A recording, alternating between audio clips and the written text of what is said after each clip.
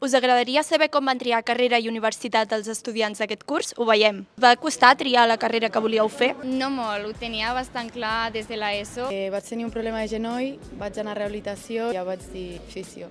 Personalment no, des de petit ho tenia ben clar. De fisioteràpia o cafè, la nota no m'arribava per fisio, vaig decantar-me per cafè. Per descarte, una mica. Entre publicitat i relacions públiques i comunicació audiovisual. Al final em vaig decantar més cap a publicitat i relacions públiques. El primer any encara tampoc ho tenia gaire clar, ja sí que m'agrada molt la carrera.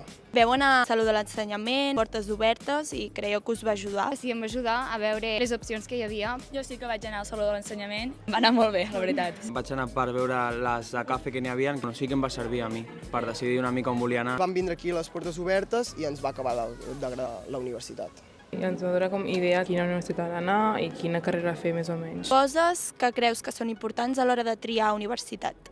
El pla d'estudis que tenia la carrera. Serveis que proporciona les universitats són molt importants. Bueno, la nota d'accés. Una ciutat en la que et sentis còmode. I que aprofitis per anar a les portes obertes. Un bon punt per escollir carrera. Proximitat. La proximitat. Ubicació. Que estiguis a gust amb les instal·lacions i tot. Esteu contentes amb la vostra elecció? Sí, 100%, estic supercontenta. I no Les instal·lacions, els professors per ara molt bé.